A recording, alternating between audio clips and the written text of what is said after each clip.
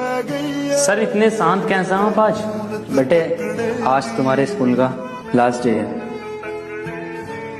तुम ऐसा कुछ कॉलेज चले जाओगे कल, कुछ बिजनेस में लग जाओगे, कुछ नए फ्रेंड्स बना लोगे, कुछ नहीं बनाओगे।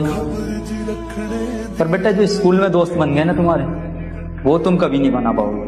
कुछ सालों बाद बेटा इतना बिजी हो जाओगे ना अपनी लाइफ में कि एक दूसरे की शक्ल देखने के लिए तरस जाओगे।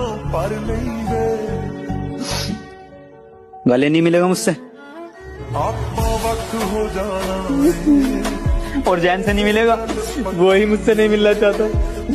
एक बार आवाज तो लगा के देख।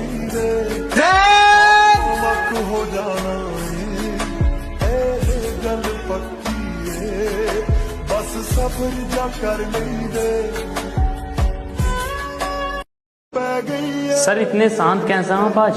बेटे आज तुम्हारे स्कूल का लास्ट डे है। तुम ऐसा कुछ कॉलेज चले जाओगे कल, कुछ बिजनेस में लग जाओगे, कुछ नए फ्रेंड्स बना लोगे, कुछ नहीं बनाओगे। पर बेटा जो स्कूल में दोस्त बन गए ना तुम्हारे, वो तुम कभी नहीं बना पाओगे।